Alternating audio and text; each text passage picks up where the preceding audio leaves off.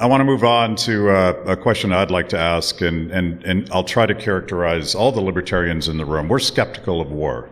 We are skeptical that the war on poverty helped poor people, that we actually created more poor people and more dependency and more destruction of families and lives. We're skeptical of never-ending wars on terror. They seem to create more terror and more chaos, and all the while draining us of precious American lives and treasure.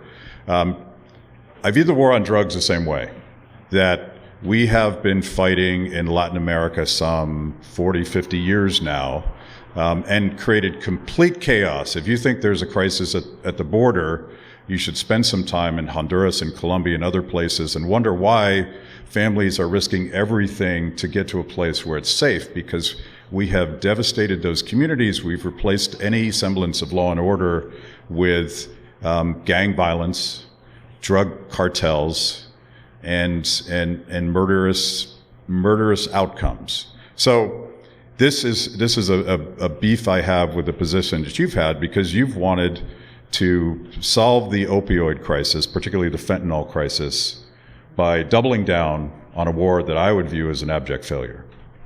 So let me start with where we agree, and then I'll tell you where I see some daylight. So where we agree is I am a deep skeptic of nearly every war we have fought in the last 50 years in our country. At the time, I was one of the weird guys on the left in college who was arguing even against the unconstitutional violations in Guantanamo, against much of our engagement in Iraq, even over-engagement in Afghanistan that went beyond a narrow mission in the wake of 9/11. So I think we share that foundation in common, and I'm the only candidate, at least in my party that I'm running in, that has openly committed to instantly end the Ukraine war with a peace deal and said exactly how I'm going to do it. Because I think it is likely to become Vietnam or Iraq all over again, and if we don't learn from our mistakes, we're going to keep repeating them at an even worse scale. So that's where I am on the war as war. I share your skepticism of the war on drugs. You don't hear me talk about the war on drugs. I'm not a war on drugs person. I think that under-discussed in both parties, but I'll speak for the party that I'm running in, is the demand side of this problem. It is easy to point your finger at somebody else. It is a lot harder, just like the Xi Jinping example I gave earlier.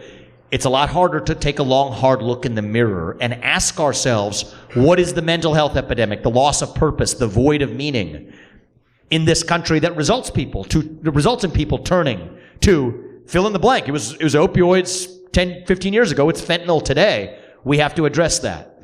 I think I'm probably the only person in the modern history of our party that is open to a conversation about, for veterans at least, let's start with PTSD, where there's good evidence of psychedelics from ayahuasca to ketamine.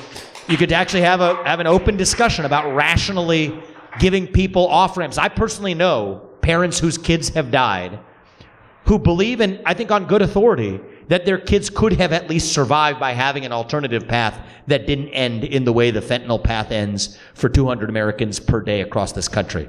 So far, I'm with you. Here's where I have a different perspective. It's the 85% I told you we'd agree on. Here's the 15% that we may not.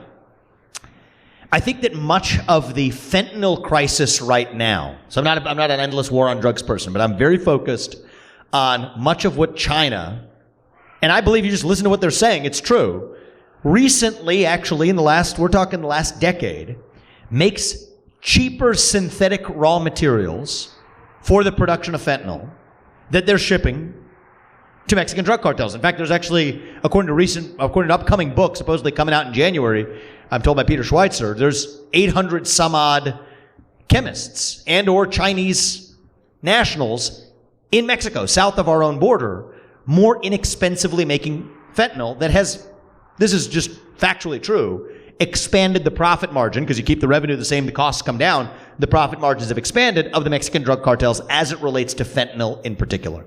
And I do think that there is notwithstanding everything I said about the demand side problem, which I stand by and want to have bold solutions to address, I think in this particular case, I think there is a supply side element to the problem as well that has driven a rapid spike. I mean, the number of kids who have died of fentanyl overdoses or poisoning is up tenfold in the last 3 years. So in that particular case, I believe that this is a solvable problem by so long as you believe that we should have a border, I do. Not everyone has to share that belief in this room, but I do. If that's our national policy, then let's at least stand by that national policy and actually say we will, if we have a border, we say we mean it. We say 3 branches of government, we mean it, stand by it. Fine. We say we have a border, we mean it, let's stand by it. Secure that southern border using every mechanism we have available, including and up to using the U.S. military to secure the southern border. And then I think that that's how we address the supply side of this. But I don't believe in waving a magic wand and thinking that's going to solve the problem. It's not. I'm eyes wide open and willing to be bold in crossing boundaries we haven't yet crossed to address the demand side of this as well.